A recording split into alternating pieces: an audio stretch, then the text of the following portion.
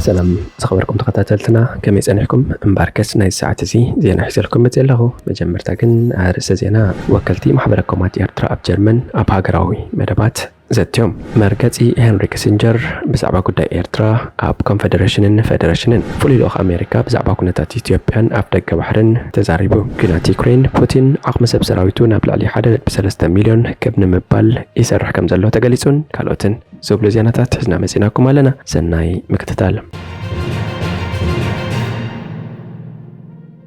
فولي لوخ أمريكا بزعبا خونتات إثيوبيان أف دقة بحرين أبالات بايتو أمريكا كوميتو قدات وطعي زحلف حموس تهاجر أب قدا إثيوبيا تختلو بوليسن بحفشا خونتات قرن أفريكان بزملكت كاف فولي لوخ أمريكا أب قرن أفريكا كالوتن زتيو أب داخبا فولي لوخ أمريكا أب قرن أفريكا مايكل هامر كمون مختل حلف بيت صحفة أفريكا إيجنسي علم لخاول معات أمريكا USAID تايلر بيكلمان قريبهم أب قدا إثيوبيان أبالات إتبيت مخري مسكر نتيبهم مايك هامر أب إثيوبيان أب زبان بزعبا زلو بوليتيكا وخونتات منصر بوليس وصع هاجرو بيلكمان دما بزعبا أمريكا أبي إثيوبيا تسالطو زلا سرحات السب أو حاجز مسكرنتن نزغرب حتتات مبرهن هيبام بز مسرت مايك هامر بزعبا أب تግራይ ዝተኻየዱ ኩናት ሓዊሱ ኣብ ዝተፈላለዩ ከባቢታት ኢትዮጵያ ዘጋጥሙ ጎንፅታትን መንግስቲ ኣሜሪካ ዝገብሮ ዘሎ ጻዕርን መብርሂ ሂቡ እቲ ፍሉይ ልኡኽ ሰራዊት ምንቅስቓስ ሓርነት ኦሮሞ ምስ መንግስቲ ኢትዮጵያ ዘተናካየደ ከም ዝጸንሐ ብምዝኻር ኣብ ክልል ኣምሓራ እውን ዕድል እንተተዋሂቦም ሰላማዊ ዝርብ ክግበር ንምሕጋዝ ኣሜሪካ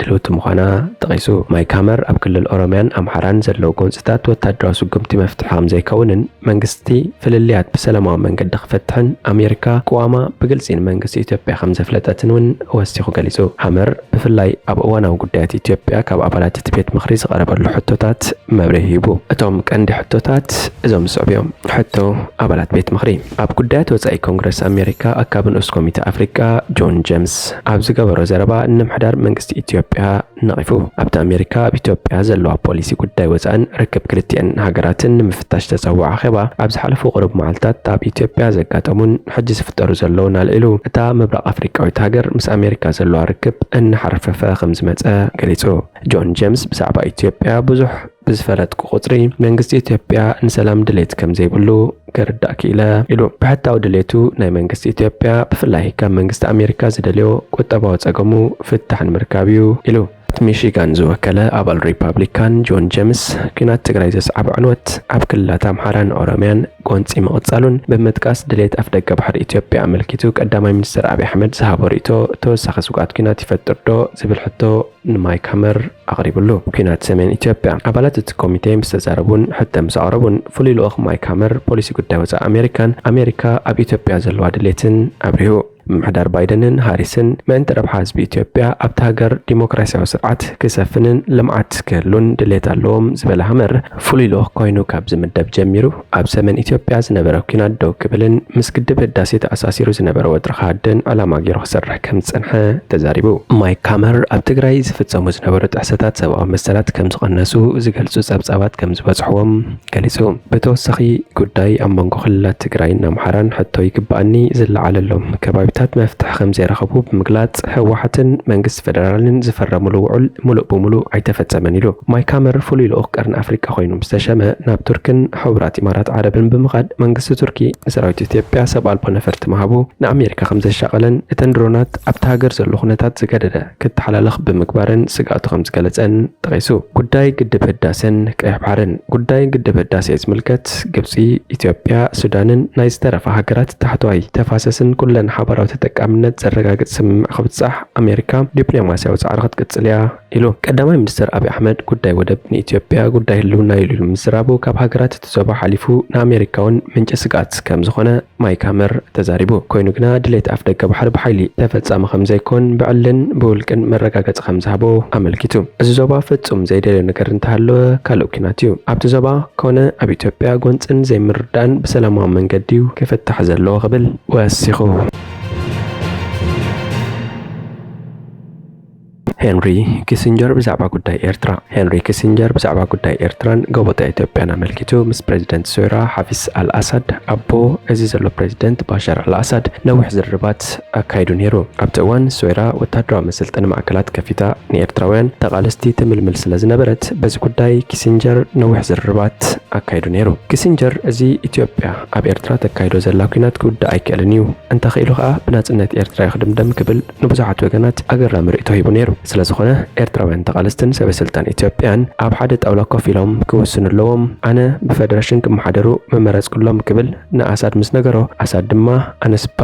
ኮንፌደሬሽን መመረፅኩ ክብል ሓሳቡ ኣቐቢሉ። ምክንያቱ ይብል ኣሳድ ፌደሬሽን እቲ ኣብ 1960ታት ዝተሓልፈ መስርሕ ዳግማይ ምድጋሚ ክብል ይዛረብ። ኪሲንጀር ኢትዮጵያ ንፌደሬሽን ኣፍሪሳ ብሓይሊ ንኤርትራ ምግባጣ ዝሰማምዓሉ ውሳኔ ይመስል ኣይነበረን። ኣሳድ ብወገኑ ኢትዮጵያ ኣብ ሰዓት ብደሳዊ ሓይሊ ደርግ ትምራሕ ስለዘላ እዝኻ ፀረና ኣሜሪካ ረብሓታትዩ እንተላይ ንዓና ሃገራት ዓረብ ዘርባሓና ኣይኮነን ኢሉ ንኪሲንጀር ከእሙኖ ይፃር። ኪሲንጀር ግን ኢትዮጵያ ደሳዊት እንተኾነት ከምቲ ናይ ሶማልያ ንሶቪየት ሕብረት ወታደራዊ መደበራት ኣየፍቀደትን ዘላ ክብል በቲ ሓሳብ ናይ ኣሳድ ብዙሕ ከም ዘይግደስ ይነግሮ። ግን ኪሲንጀር ሓቢኡዎ እምበር ኣሜሪካ በቲ ሶቪየት ኣብ ቀርኒ ኣፍሪቃ ትገብሮ ዝነበረት ምስፍሕፋሕ ከም ዘይደቀሰት ዘነፅር ስላያዊ ምንቅስቃሳት ተካይድ ነይራ እያ። እዚ ኸኣ ንምግታእ ምስፍሕፋሕ ሶቪየት ምስ ናይ ደባይ ተዋጋእቲ ሓይልታት ኤርትራ ይኹኑ ኢትዮጵያ ምስራሕ ዝብል መደባት ኣበጊሳ ንባዕሉ እቲ ኣብ ግዜ ሃፀይ ሃይለ ስላሴ ተዋሂብዎ ዝነበረ እሞ ኣብ 1977 ክትዓፅዎ ዝተገደደት ወታደራዊ መፀናጠኒ መደበር ቃኘው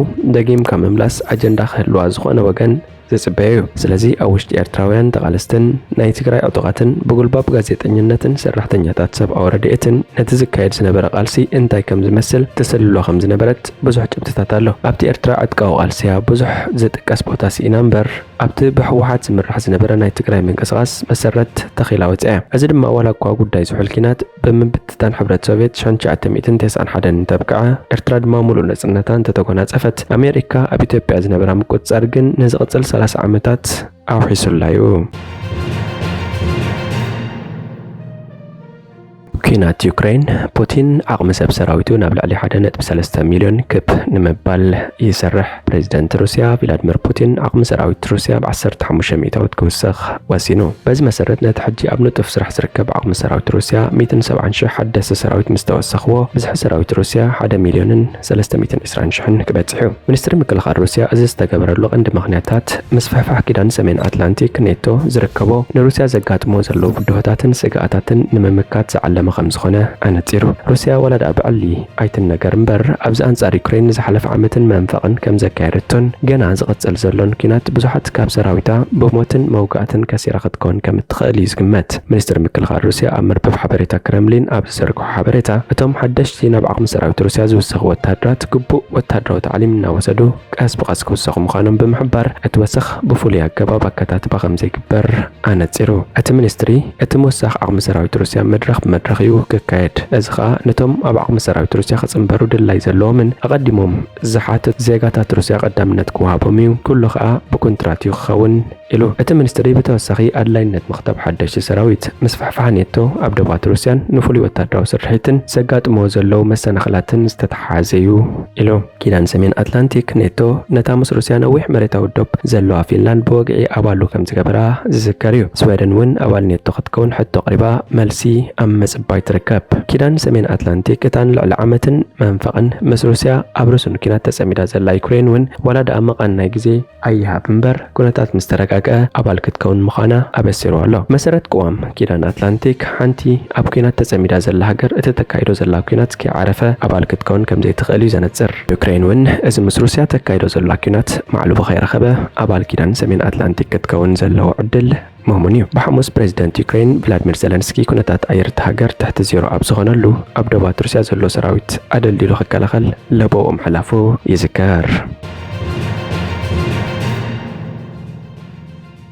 ወከልቲ ማሕበረ ኮማት ኤርትራ ኣብ ጀርመን ኣብ ሃገራዊ መደባት ዘትዮም ወከልቲ ማሕበረ ኮማት ኤርትራ ኣብ ጀርመን ብ25-26 ሕዳር ኣብ ከተማ ማንሃይም ኣብ ዘቃንዑ ኣኼባ ውዳቤታቶም ብምሕያል ኣበርክቶም ኣብ ሃገራዊ መደባት ንምዕዛዝ ኣብ ዝሕግዞም ነጥብታት ዘትዮም ኣብቲ ወከልቲ ናይ 32 ማሕበረ ኮማት ዝተሳተፉ ኣኼባ ኣቦ ወንበር ማሕበረ ኮም ኤርትራውያን ኣብ ጀርመን ኣቶ ዮሃንስ ርእሶም ምሕያል ኤርትራዊ ኮማት ብቐንዱ ዜጋታት ኣብ ኩልንትናዊ መነባብሮኦም ኣብ ዝሕግዙ ጉዳያት ጭቡጥ ተበግሶታት ብምውሳድ ናብ ዝበረኸ ደረጃ ንምስጋር ዝዓለመ ምዃኑ ገሊጹ ወከልቲ ማሕበረ ኮማት ኣብ ነፍሲ ወከፍ ከተማ ንዘሎ ኩነታት ማሕበር ኣብዚ ዓመት ዝተተግበረ መደባት ኩነታት ትምህርቲ ቋንቋ ደ ስፖርታዊ ንጥፈታት ማሕበራውያን ሃገራውያን መደባት ዝምልከት ጸብጸባት ኣቕሪቦም ተዘቲሎም ድማ ኣኸበኛታት ሓበራዊ መደባት ንምስልሳል ኣብ ዝሕግዞም ኣገባባት ድሕሪ ምዝርራብ ምስፋሕ ውዳቤ ዜጋታትን ምሕያል ዝምድናታትን ብምስራት ብቆዕቤት ትምህርቲ ቋንቋ ደ ኣብ ኩለን ከተማታት ምኹላዕ ኤርትራዊ መንነትን ባህልን ዝብልን ካልእን ኣርእስታት ዝሓዘ ናይ 2024 መደባት ድማ